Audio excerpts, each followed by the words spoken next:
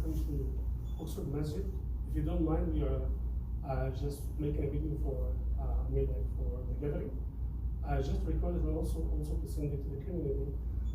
It's also it's like kind of activity that we are doing here in our masjid. We welcome all all the students from different backgrounds. Welcome here to the community and to the masjid. Please feel free to ask whatever question you'd like to have.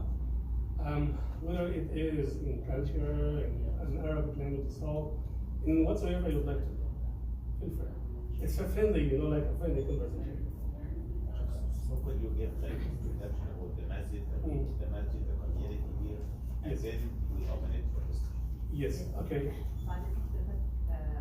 يعني لو نقترح عليكم ايه رايكم نعرف انفسنا؟ هم عرفوا نفسهم. عرفتوا نفسكم؟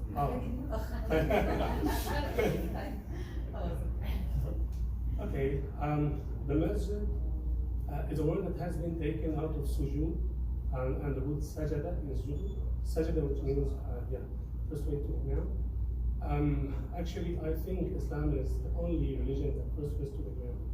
I mean, like the kind of worship and rituals that we are doing is the only religion that comes to the ground. I mean, like the practice itself. So the masjid is the place we are doing the sujood in.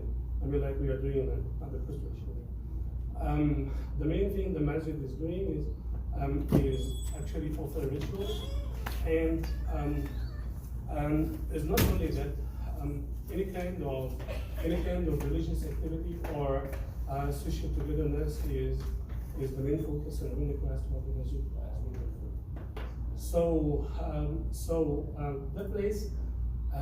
That place is not the only authorized place that we are doing the worship in. Unlike the churches or some other places, Muslims can do prayers anywhere they want, anywhere they can. But here, here that place. Once we do the prayer here in that place, we got 27 degrees, 27 rewards than even doing it home or doing it alone. That's why, because it is like a community place, and the people sometimes they do some extra effort in order to come here. It is available for you, for anybody, for any individual, to do it at home, to do it whatsoever, even at work, in any place in Earth, as long as the place is clean and also the regulations the place can permit it. So the place here accommodates for everybody, Muslims and non-Muslims alike, and also it is a non-profit organization, and it offers assistance and also it promotes some social activities here. Tell them about some of the classes, like the halakha. Yes, and also the masjid also is tasked to do some educational obligations towards the community. We mean by educational obligations, we offer some courses for the children, some courses for the youth and youngsters.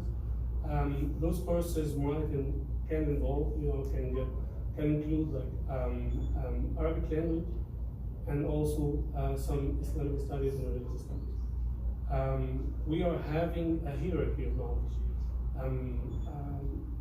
Same applies for language and also applies for Islamic studies. So what you have to know when you are little is different from what you have to know when you are adult, is different from what you have to know when you are mature enough. So actually we don't have any background block.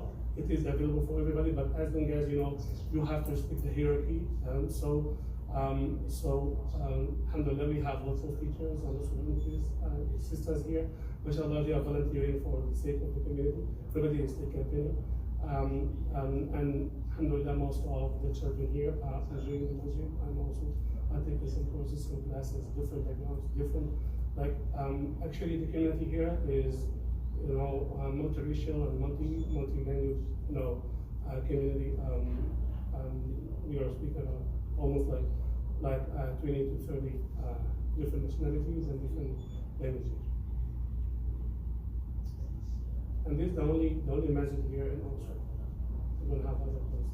the nearby masjid is in Tottenham, like 40-something miles, or either in Tennessee. I think like also yes, 60 or 70 miles. MashaAllah, that is. So we said that the Muslim should pray in the masjid.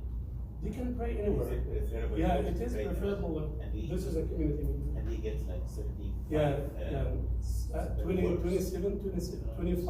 27 rewards. Yeah, then yeah. What are other things that he can be rewarded for besides prayers? That he Actually, as we said, the message is not only about doing the rituals itself. You know, it is a place where we gather and where we enjoy. Sometimes we used to have here, for example, family meetings. Family meetings, like it is a meeting like where like we used to meet together, eat together, dine together, a child will play together sometimes. We used to have some other different activities in the name of the masjid, although it's not done here in the masjid. But for example, we have soccer teams and they're like representing the masjid itself, and also some other sports activities for brothers and sisters. So we have also some outreach programs that we do outside the masjid itself. So the main focus of the masjid is not only about religion or religious activities. It's more even than it's more social and like social interaction with the society. So I can expect to do some translation work, but mashallah, Imam's English is much better than No, Mr. Jamal. Mr. Jamal is one of my teachers. Yeah. How can students get involved, like the MSA, for example? Like what is collaboration with the Masjid and the MSA, for those that would be curious? Yes, MSA students or any other body here like representing whatsoever number that here in Oxford also is more welcome. The kind of collaboration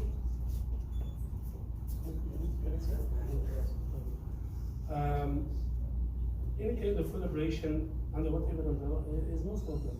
So you can help us sometimes in our promoting education for the children. They also help us.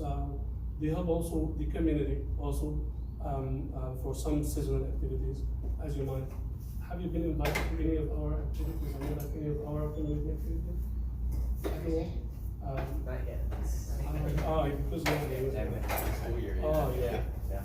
So what I mean is the organizations in the university itself also they help us in a way or another. Sometimes we used to have like seasonal activities because the calendar year Muslims are the ritual year or the rituals are designed on the calendar year, not on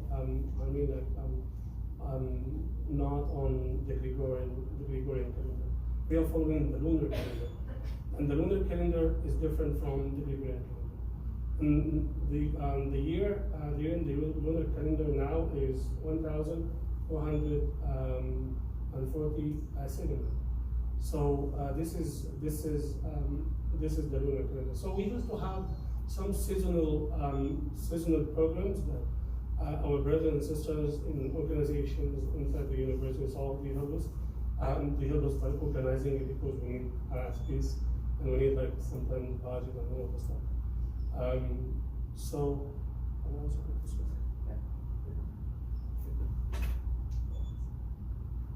Yes. Is there a hierarchy of clergy within American Islam? Sorry? Like, are there different clerical roles? What are the different clerical roles within American Islam? Okay.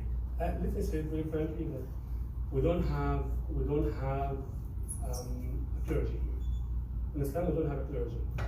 I mean, the clergy, anybody can do like the work for an imam. Anybody can be an imam as long as he is qualified enough to do that job. We are knowledge based.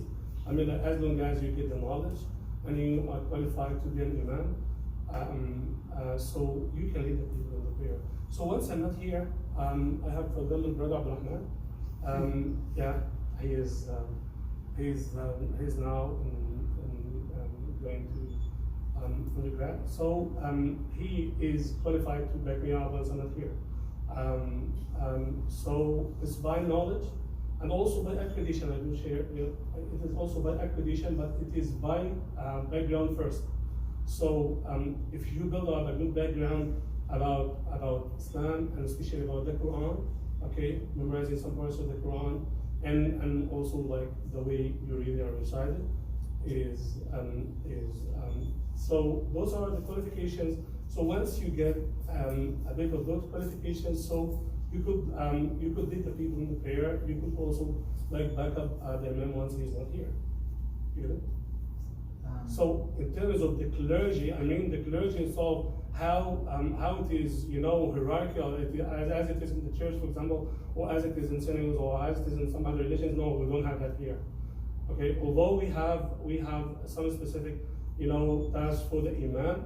So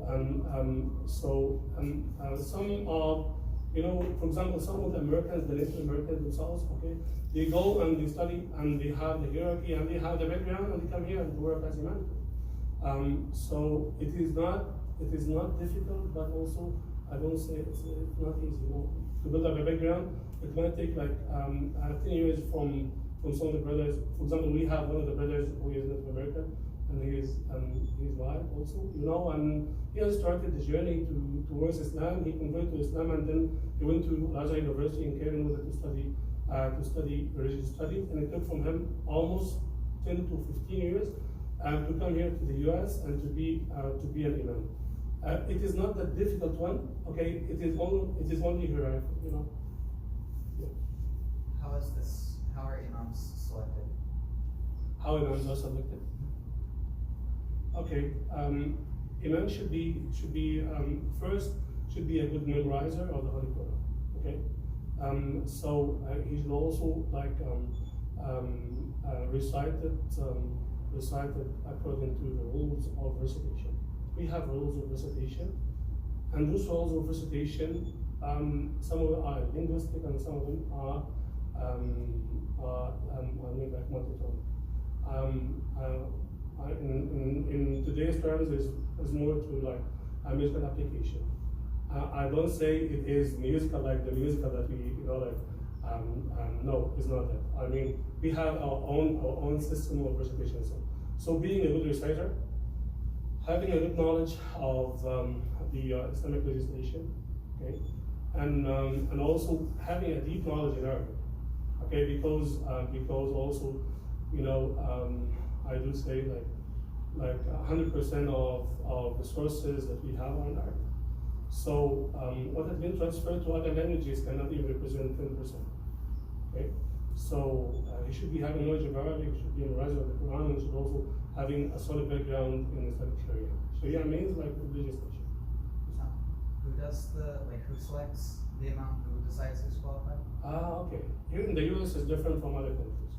Okay, here in the US, actually, imams got accreditations. Most of the imams actually in the US also they get accreditations from the Middle East, and they get accreditations from most of it. Okay, so and then they start to apply here for any open position. Okay, and then we got the accreditation actually from the immigration. They have a certain criteria of what the imam should be doing. Okay. And it doesn't matter whether he is representing like a Sunni community or a Shia community or whatsoever in the community. Each and every community they have a specific job description for what the imam is doing. Okay, and it differs from an imam in for a Sunni sect or an imam for the Shia sect, or even for example a priest in a church, or even or sometimes a rabbi into a synagogue. So we all together are working under one selection, which is a religious leader. Okay, so we all turn religious leaders. You get it? has it been for you as a Muslim to live in the U.S.? What is that like, especially in the Deep South? Has it been difficult? Hard to say. Okay, so let me say that actually, you know, the society here is different from our society. Yesterday, I was talking to one of the brothers here. He has converted to Islam like 6 months ago, and his wife is in Morocco, and she's Moroccan, and he said, I just went to Morocco for almost like 1 month, and then I came back. Since I left her there, so he said my heart is cringing there, and you guys, he's telling like the Middle Easterners, you know, or even the North Africans, you guys, you have different lifestyle than even here. I asked him how comfortable you are. Okay, you have been born here in the U.S. and how comfortable you are with our society. He said, your society is much more comfortable than even here. I said, why? He said, because you have a social warmth. Okay, social warmth means you visit, you get visited, you get friends, you got like acquaintances around. It's easy to communicate with the people, easy to follow, and easy to have like people around you, in all the forms.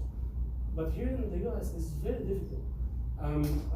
So this is actually what he said. I'm just quoting him saying. So for us,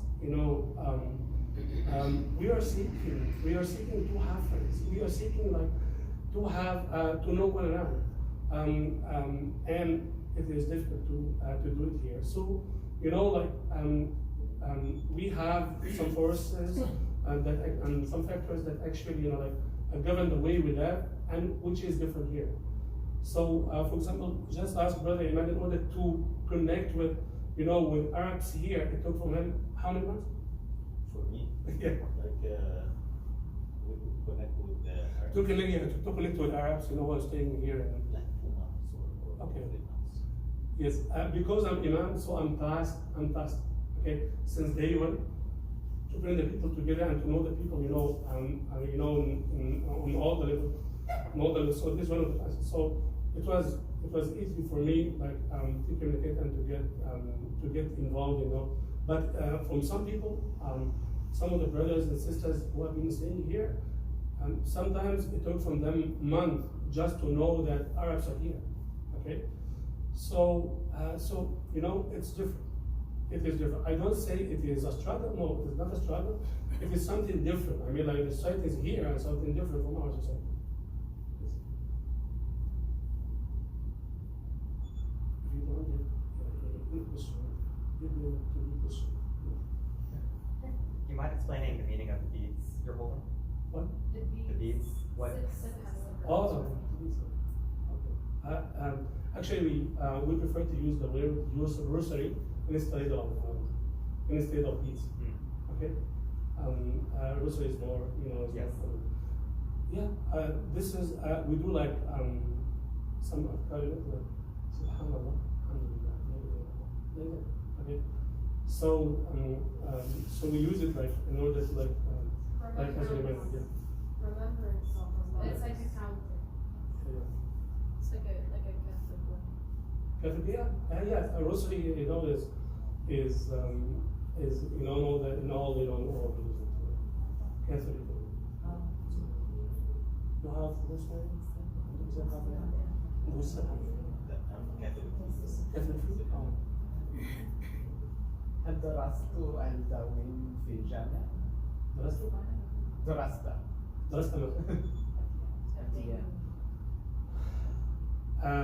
okay.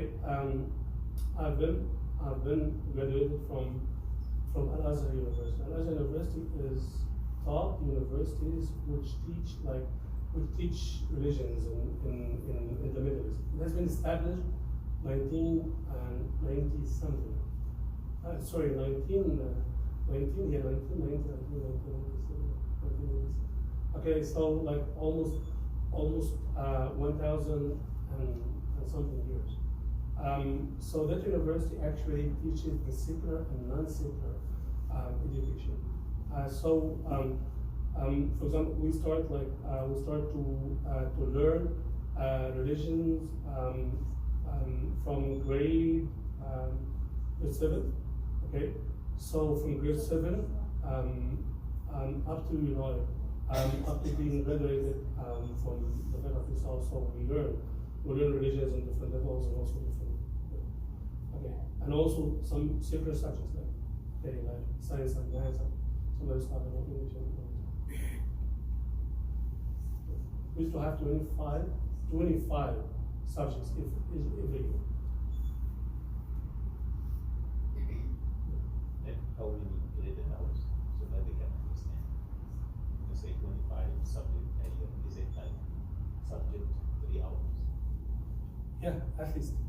So you can multiply 25 by 3. These are the graded hours, that's very easy. Yes. Yes. Wow. Yeah. Especially in grade 7. Grade 7, grade 8, and grade 9. And then you might even say like grade 10, 11, and 12 are, double of it. Yes. 75 graded hours per year. So Is it like it's that? not playing well on the board. Yes. My 3 hours of homework. Yes, because again, studying the hierarchy, we're chasing the hierarchy itself. So we have description of who the graduate should be. So the graduate should be strong in Arabic. I'm going to say like spoken Arabic, the very small Arabic, very simple Arabic, the first study. We are studying Arabic deepest, deepest in Nahwa and Sarf and and Malala and all of the stuff for almost 10 years. Okay, so 10 years we have niches in Arabic that are very academic and very very very deep in سيبويه والأخفش والبطيئة المحا. نعم. ألفية الجمال. More questions today? More theological type questions than cultural, is that okay? What? Yeah. Okay, yes. Please feel free to ask whatever the question is, okay? Actually, you have to know that Muslims are not apologetic. What does it mean? It means that, okay, it is free. It is free to ask whatever the question, okay, you'd like to ask, okay, without any precipitations and Muslims are going to be angry. No. We the main reason we are here is what? We'd like to open up together, okay, so that we can understand each other. Okay, yes. So I learned that if there's contradictions in the Quran, you take the teaching that's towards the end or more recent. Is that true? And then what do you do with the thing that's nullified, like the one that you don't believe because it's true? Have you heard about any contradictions in the Quran? No, but I was told by people who were Muslim but converted to something else that one of the reasons they converted was contradictions because they couldn't reconcile, I guess, within the book. Okay. So, I do say that contradictions are a backfire. Okay, backfire from some other religions who we are telling them, okay, you guys, you have contradictions. The Quran have 0% of contradiction. Okay,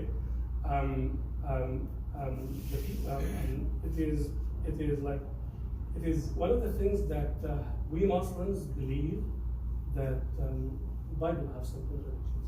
But once we say Bible have some contradictions, okay, we got the backfire. You also Muslims have contradictions in the Quran. Okay, then I asked, okay, can you please give me any contradictions that you might have? So it's like an interfaith debate. Okay, it's more like an interfaith debate. But basically, what I learned, especially in Azhar, is we are building our background on what? On the main sources of each and every religion. Okay, we are not building our background from people's impacts. Okay, or from people's sometimes bias, thoughts or backgrounds. So that's why.